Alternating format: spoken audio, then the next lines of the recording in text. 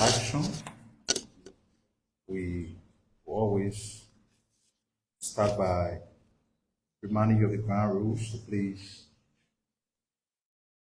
turn some of your electronic gadgets on silent to avoid distraction.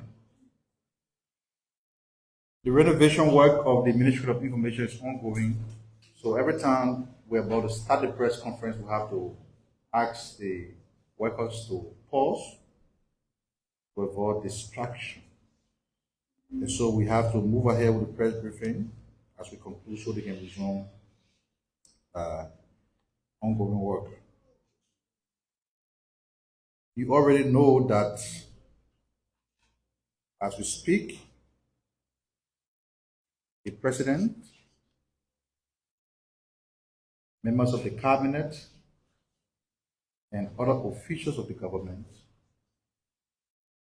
are in a parlor of the executive mansion signing the book of condolence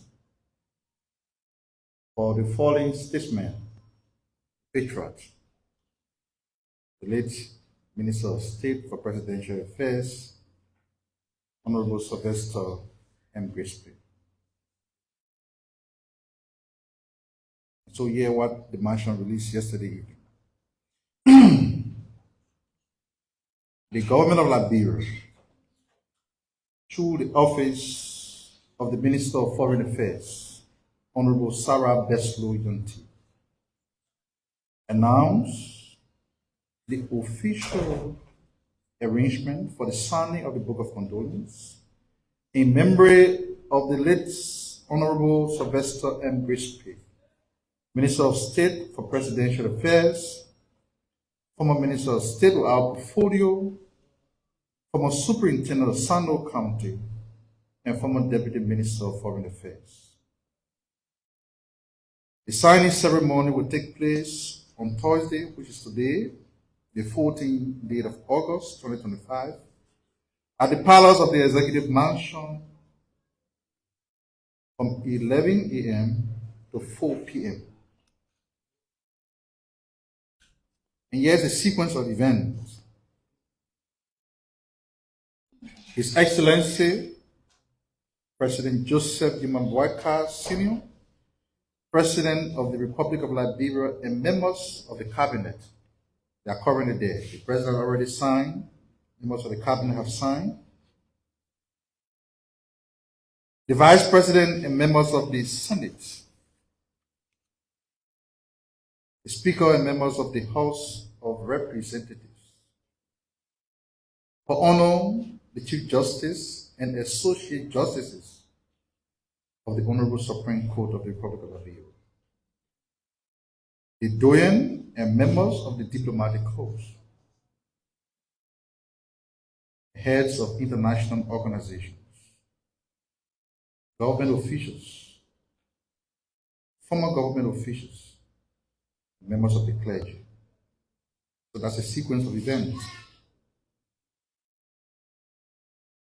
On Friday, 15 August 2025, until the day of the funeral, the Book of Condolence will be open to the public at the C. Caesar Dennis Auditorium, Ministry of Foreign Affairs, where Honorable Grisby served a significant part of his professional career.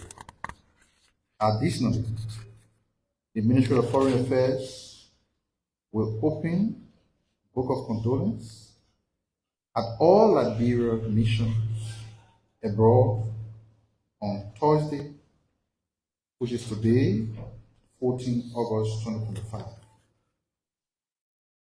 As a mark of respect and national mourning, President Boakai has directed the national flag be flown half marks across the Republic unto the burial of the late minister.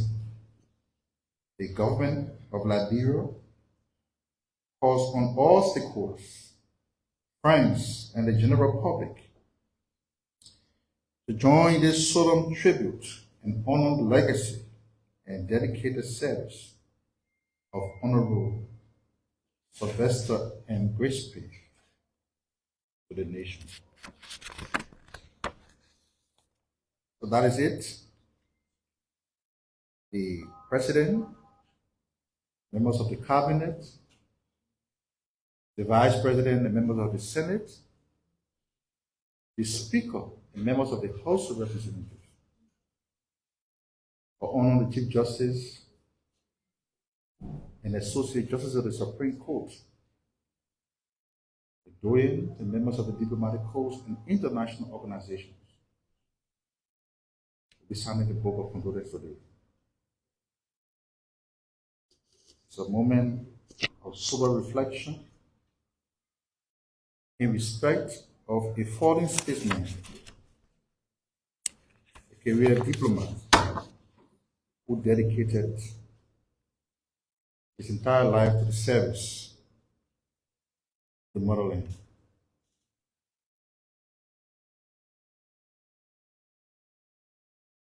We continue to follow events in the public, and yesterday we saw that residents of a community called Satan took matters into their own hand by arresting or apprehending some people who are believed to be drug dealers and drug users in their community. This step follows the widely publicized march against illicit drugs in our country and the statement released by the president announcing steps that the government would take to kind of amplify the fight against illicit drugs. It is good that the community has gotten involved. When the community gets involved, it tells policymakers and stakeholders that the country has rallied around this common cause. One thing we'd like to point out here is that it was done in a non-violent posture. We commend them and we call on other community leaders to do the same. Don't do it violently, work in conformity with the authorities, the joint security, to do this. We have to tell these people that there is no space for trafficking of drugs, for the sale of drugs, and for the use of drugs in our country. We have to send a strong message to those who want to prey on the vulnerability of our young people, to destroy the future by plunging them into the use of these illegal substances. So it's a good step that the leadership of the community took as a government will follow that incident. It has to be done in a non-violent way. Work with the security forces, coordinate this crackdown. Like we always said, the government alone cannot do it. The president announced some stringent measures that will be taken, but those measures do not exclude the community involvement. So it's good that they took a step, and said enough is enough. You cannot use our community as a breeding ground to sell your illegal drugs and destroy the future of our children. On the other hand, the government is prepared. Zero tolerance. Anybody who is caught in the trafficking, distribution, and sale of these drugs, just know that it's a non-bailable offense in Liberia. You will be prosecuted. No status, no uniform, no amount of money can save you from that. If you think I'm lying, go ask Japan. It's currently in jail because the government is committed. We also followed what has become an increasing wave of violence against law enforcement officers. Now, it's a democratic society that we have here, but we have a system of governance. Law enforcement officers have a duty to enforce the law, regardless of who you are. A couple of weeks ago, it was law enforcement officer being harassed, assaulted, and then just 2 days ago, we saw another video circulating where somebody who is supposed to be a clergywoman is physically assaulting law enforcement officers. Now, when you do that, what message do you send to your congregation? It's just wrong. Because wearing that uniform, that person represents the authority of the state. And they have got the right, the discretionary power to restrain your movement and to establish probable cause for the commission of an offense. A law enforcement officer comes to try to enforce his duty, and all you can do is to begin to assault him. Some of the law enforcement officers, they got guns. They are human beings. What will you say about a law enforcement officer who is assaulted, retaliated with proportional force? Next thing, all the media institutions will say, oh, the police people usually they are very brutal. But none of you will carry the story when a law enforcement officer is assaulted. In fact, all the bloggers will start posting it. They put even bother with a bad day. Is that the kind of country we want? But when somebody check your phone on Broad Street, the first person you call are the police. Now the same police you call when armed robbers come to your house at night. The same police you will disrespect, you will assault, you will insult on cameras. We need to have respect for constituted authority. And as citizens of the country, our duty is to the state. If the police officer, who is a representation of the authority of the state, have become targets of public humiliation, confrontation, unprovoked confrontation, and assault, we want to say it is unacceptable. And so the lady involved in the latest video was apprehended. We are told he's in charge with simple assault and has been filed at the court.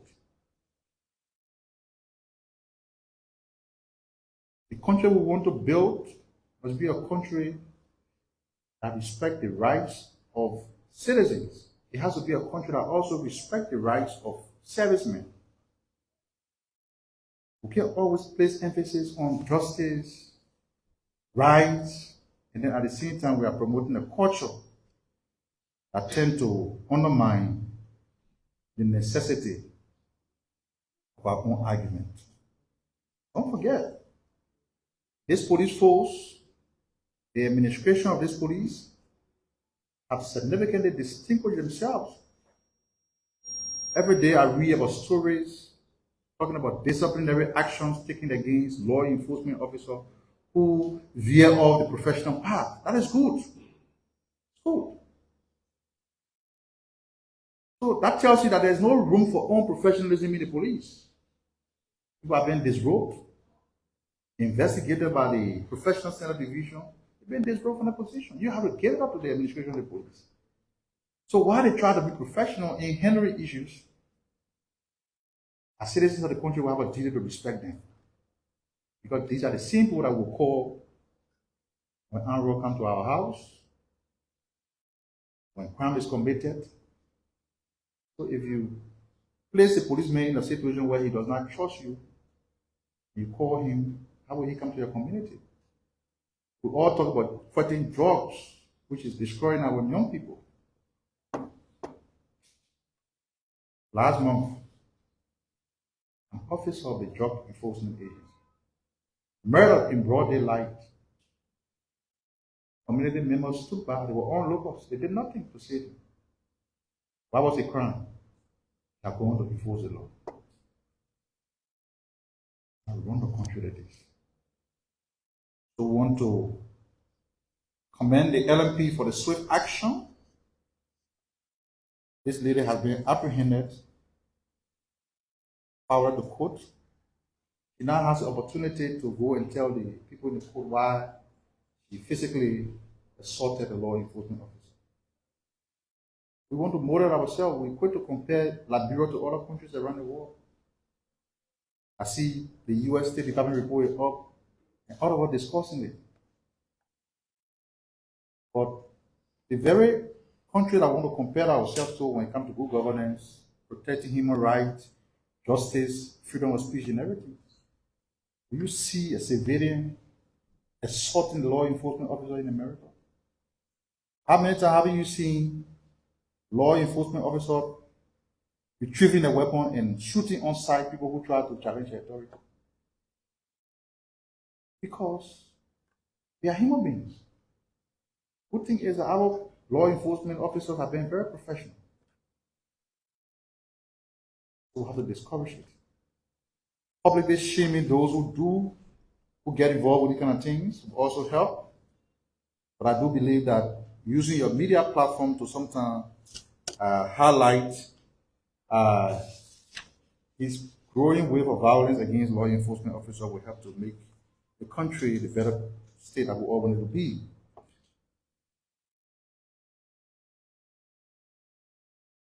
The government of Liberia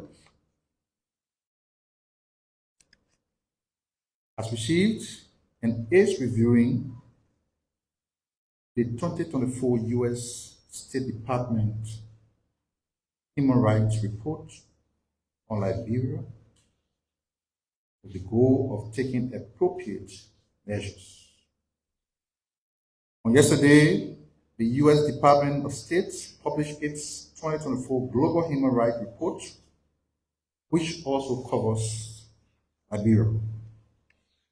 The report on Liberia provides an assessment of the human rights environment in the country over the past year, addressing civil liberties, political rights, judicial independence, press freedom, and the protection of vulnerable populations. His Excellency President Joseph Boakai Sr. has received and is currently reviewing the 2024 U.S. State Department report on Liberia. President Boakai expressed, as an initial reaction, President Boakai expressed his government commitment to upholding the Constitution of Liberia and ensuring the protection and promotion of human rights for all citizens, residents alike, regardless of their status. The President notes that human rights are not merely legal obligations. They are fundamental pillars of dignity, justice, and democratic governance. And the report will guide Liberia in identifying both our achievements and areas that require immediate attention. In addition, the President has directed the Ministry of Justice, the Independent National Commission on Human Rights, and other relevant agencies to undertake a review of the report's findings and collaborate to develop and implement actionable policy recommendations aimed at strengthening Liberia's human rights framework. President Boakai assures both the Liberian people and the international community that the findings of the 2024 U.S. State Department Human Rights Report will be taken with seriousness, the merit, and that necessary reforms will be pursued diligently to align Liberia's human rights environment with global standards. So, as a government, that is our initial reaction. We're now going to address the report in detail here. The President has directed the relevant entity concerned, Ministry of Justice, Independent National Commission on Human Rights, to take the appropriate steps where we improve and where improvements are needed, and the actionable plans we put together to be implemented to improve our human rights climate. We do believe that as a country, we don't significantly well, because the very report in question, it highlights some of the improvements that have been made in terms of holding people who committed atrocities accountable. We're taking steps to end the culture of impunity as a government. We think that is good. Or is not yet completed. There's room for improvement. And the government absolutely acknowledges the findings of this report.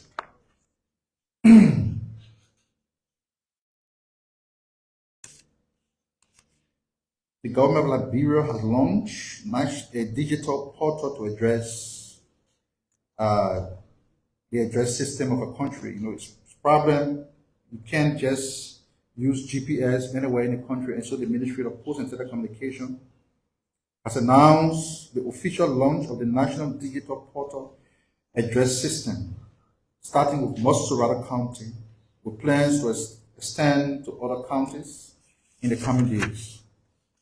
The innovative system, developed in partnership with Sando Limited, aims to provide every Liberian with a unique 5 to 7 digit alphanumeric address code.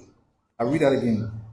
The innovative system, developed in partnership with Sando Limited, is intended to provide every Liberian citizen with a unique 5 to 7 digital alphanumeric address code, enhancing navigation, communication, and service delivery across the country.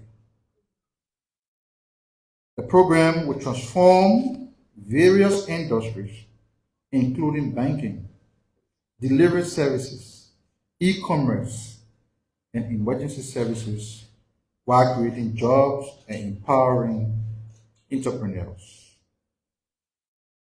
The unique address codes. Each location will have a distinct industry, promoting efficiency and economic growth. Improve navigation. The system will enable accurate and efficient navigation, making it easier for citizens, businesses, and emergency services to locate addresses. It will also enhance service delivery. The program will facilitate delivery of essential services such as healthcare, education, and emergency response by providing precise location information. How will it benefit citizens? Increased access. Citizens will have increased access to essential services, promoting overall well-being and quality of life. Improve emergency response. Emergency services will be able to respond more quickly and efficiently, saving lives and reducing response time. Economic opportunity. The program will create new economic opportunities, promoting business growth and development. The government of Liberia is committed to harnessing technology to drive development and improve the lives of its citizens. The launch of the program marks a significant step towards realizing the vision and to build a more prosperous and connected Liberia. So this service, right now, I live in the Bannersville area. If I were to ask my friend Chukun, say, Chukun, come to my house, I'll either say when you come Bannersville Junction, you turn into Drive Market Road. When you get to Johnsonville, you stop there, you come down, you see the school on the right opposite your left. So this system will give a unique address system that I can just share with anybody around the world to say, this is my place. And when you get there, you don't got to look left or right. When you arrive at that point, it will tell you this is your destination. When you travel to other countries, they use Uber, right? The reason why it's easier for them to use Uber because you get to tell the driver where you're going. And when you go say, oh, maybe you miss the road, you pass the road, Wherever you pass way looking time, you come out Douala, it will take you right to where you go in that location. So it's a precise address system that will be able people to locate each other for services to reach our doorstep and everything. Right now, if you order anything from maybe you say maroon chicken, for example, you order food from maroon chicken and you somewhere, you have to be, oh yeah, there's a black car parking here. When you put out the black car, you turn left. So all these hurdles will be addressed by this system. And I think the Ministry of Post and Telecommunication is doing extremely well to improve service delivery in our country. We talk about new investment, improvement in the agricultural sector, the rural infrastructure, and many other things. But let me just throw light on the $100 million agricultural processing investment that is inside for Liberia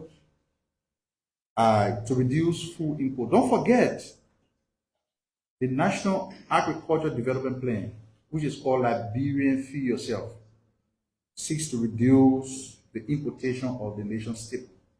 Right?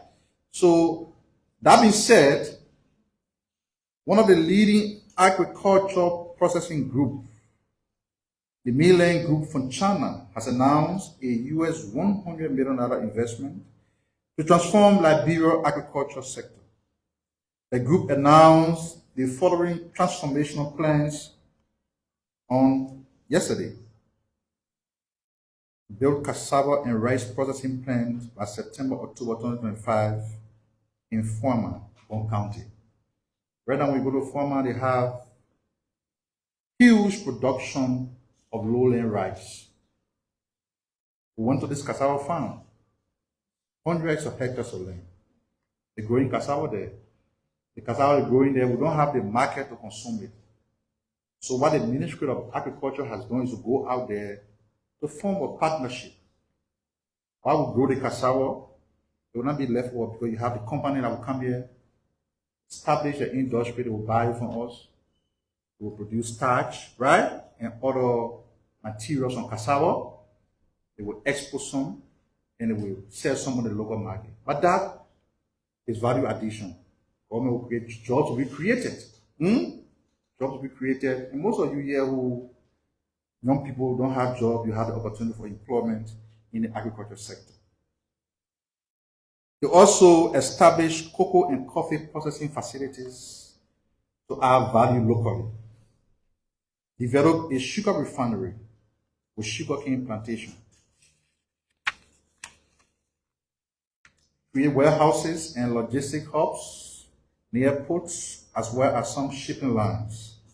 These projects are intended to boost farmers' income by 20 to 30%, engage 150,000 plus farmers over the next 5 years.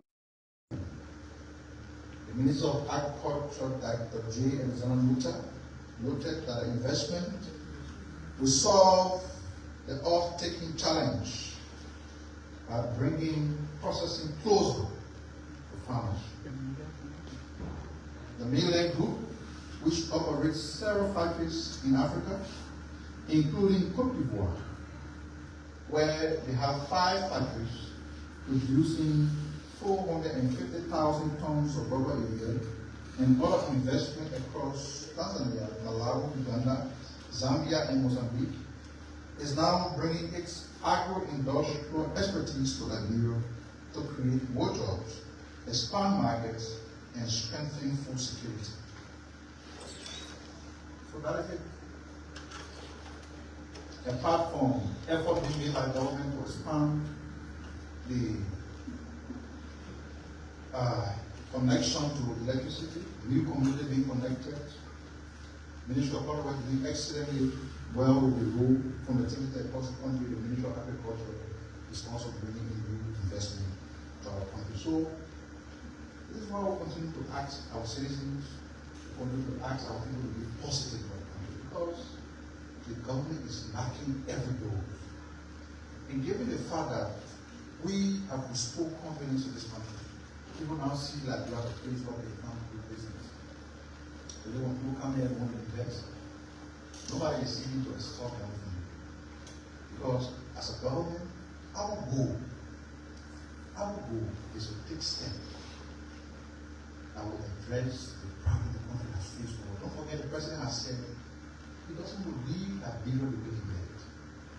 So if all the problems cannot be addressed, but critical ones like agricultural diversification, that will create jobs for our people, who can significantly address our issue, and then who can say, yes, we had a president who was not perfect, but his government was committed on delivering to people like Liberia. The Ministry of Education rallies partner to empower 1,000 young women in technology by 2028. The Ministry of Education, together with the national and international partners, has launched a high-level push to skill the Liberian girls can co-initiative. Liberian girls can co-initiative, a 3-year program that will equip 1,000 young women aged 18 to 24 with cutting-edge skills in digital literacy and cyber security by 2028. The whole world is transitioning. It's either you move along or you be left behind. Today we live in a digital age, and the government is still concerned about the empowerment of young women. So this program is going to target 1,000 women aged 18 to 24, equip them with cutting-edge skills in digital literacy and cyber security. The initiative aims to close Liberia's gender gap in technology and prepare a new generation of female leaders in the digital economy.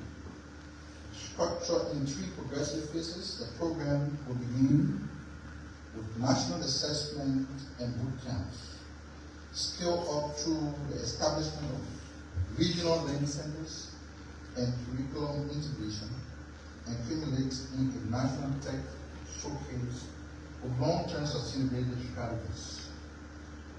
The program aligns with Liberia's digital transformation agenda and the United Nations Sustainable Development Goals. Partners at the round table include ECOWAS, UN Women, Orange Liberia, Lone Star Cell, MTN, Stella Maris Polytechnic University, University of Liberia, Book Before Boards, the Federation of Liberian Youth, and other civil society and private sector actors. All pledge their support to advance gender equity in technology.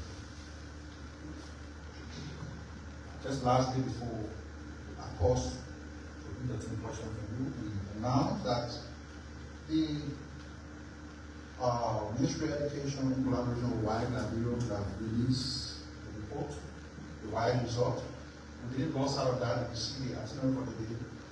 We were anticipated to be there, but then given the fact that the Board of Condolence is being signed by the 4 Ministers of State, the Minister of Education, current attention requested that she wants to be there when the results are being announced. So we asked us to push the announcement of the final result for WIDE, the WIDE result, to next week. Because of course we can't do the press conference on Friday, so the next day in line will be on Tuesday. So it will be on Tuesday to announce, so we didn't lose out of that. We're also following unfoldings at the National Commission of Small Arms. And I received allegations being trade against people who are serving at that entity. We have all said that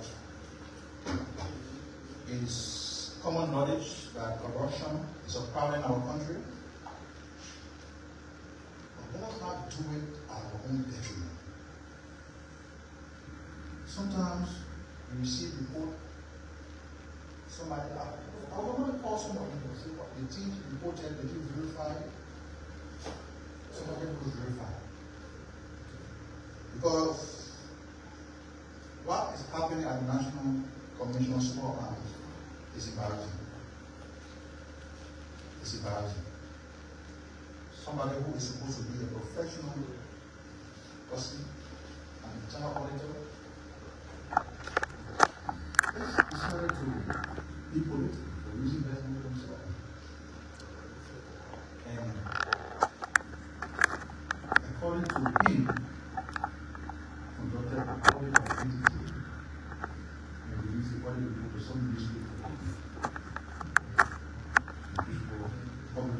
say people that are corrupt. I just want to inform you that as a result of that unprofessional attitude, that individual has been recalled on the National Commission on Land. He was recalled by his entity, the Internal Audit Agency, because of what he termed as professional issues. So, in this people that carried that story, now has to go to reach out to the people there. They're all public sector analysts. They will do wrong, report the wrong. But not report wrong and will let it know. Where there can be no prima facie evidence, no reliable basis for rendering allegation of corruption against people you let public story. Because everybody now fighting corruption. So even if somebody see me tomorrow sitting somewhere and I'm doing my beer, say, oh, the money is out giving beer over the story. Somebody will carry a story. That is not the country we want. While we acknowledge efforts by civil society actors, media actors to expose corruption in the public sector, we have to seriously condemn the ones that have been done with deliberate attempt to target individuals. And journalists are involved. Sending people text messages that you got information, you threaten to go on the show to deal with them. That is not what your platform is meant for. So, the leadership at the Internal Audit Agency acted swiftly. He had been recalled. And when confronted, he could not even give any logical explanation as to why he did what he did. So it's just sad. It's sad.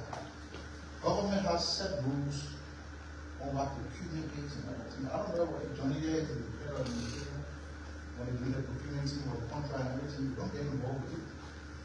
Because the way government bureaucracy is now structured, if you don't do certain things, you have to answer. So let us not, out of exuberance, try to blackmail people who are serving our country. We are public officials, or we are citizens. We have our integrity to protect. Just thought to make that emphasis because it was very concerning. And we also reached out to the Ministry of Internal Affairs that is sharing the role on the National Identification Registry. They share that role. You see some newspaper running some story about some 44 million procurement laws of violated. We reached out to the authorities, those entities, to get the actual information from them. And by the use of on Tuesday, we will provide you what is supposed to be surrounding the story.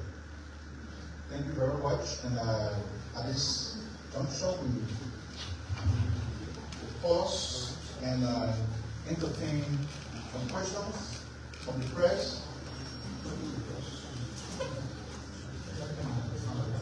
Let your question be specifically on me.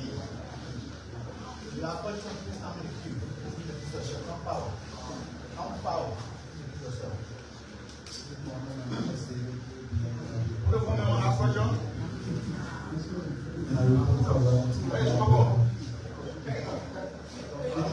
He spoke about the illegal people that want to be given by the Ministry of Posts and Telecommunications. I want to know, Liberians want to know, will the pool be placed on the funeral houses of the way that is being done in the United States, or will it just be for a particular location? And the I said, What do you live again?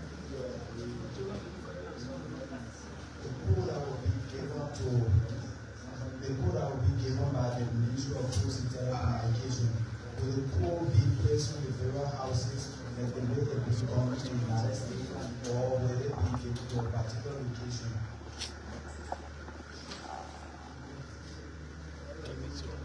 My name is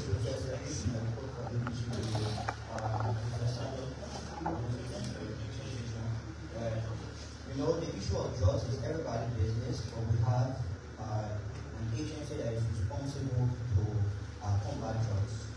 Let's listen to you in calling on citizens like yesterday. What happened at Satan? Is the government encouraging citizens to get involved in more violence? Because one, if the authority is responsible, there will be due process of law. But if the citizens get involved in taking matters into their own hands, I believe that will lead to a place where someone will come home money and see other citizens and arrest for this person. They will see this person as XYZ. Is the government encouraging that sort of judgment and justice in our country? And last thing, you spoke about a report from the U.S. State Department. As well, when the president issued a statement that the Justice Ministry and the Human Rights Commission should look into the findings, but the presidential secretary apparently issued a statement. So how do you reconcile that? As well with the findings and yes, she has already issued a statement. Personally? Yeah, personally, and it's official that she has responded to the allegation that because of name or mention. So I want to know, how do you reconcile that with the government official responding and the presidential secretary responding to it? Good afternoon, my name is Christopher Bassman, and I report for Independent TV Liberia. Well, as with the final report from the team set up by the president, this question is totally for the Minister of Information, Culture, and Tourism. Based on Minister, given a recent report indicating from the recent report of the human rights from the U.S. State Department indicating that it offers the Monrovia City Corporation is based on city employees following social media criticism of government officials and the president. How does this ministry in terms to address concern about freedom of expression when it comes to employment is measure to silence public criticism? Thank you. My name is Desmond Wayne and I report for Democracy Watch. Two concerns, but first on the report, Mr. Sando. He said that the government, first and foremost, acknowledged the report. But can the government, or can you categorically confirm that with some of the allegations that have been leveled in the findings of the report, specifically to the issue of about extrajudicial killings that were carried out by some government officials under this government, and the issue about physical attacks and imprisonment and pressure that has to do with press suppression under this government. These basic findings, can the government confirm that these findings are authentic and there will be a way to work on some of these issues that are being taken there? And my second concern is, Minister Sando, you talked to your official Facebook post or page yesterday with CDC, or no, I print a blueprint of the CDC party, proposed CDC party headquarters, and you just put in a caption, coming soon. And that which has sparked a lot of debate and within the political sphere of Liberia, talking about you from the Liberty Party and now separated, Unity Party as deputy spokesperson of the government, and criticizing a former party on the issue of ownership of party headquarters. But then they ask, conscience, how do you reconcile a government that is now in power, that was in power 12 years, taking the genesis of it established 40 years ago? I'm posting about CDC party headquarters. Posting your page. Okay. So let me read from here. There's a official platform.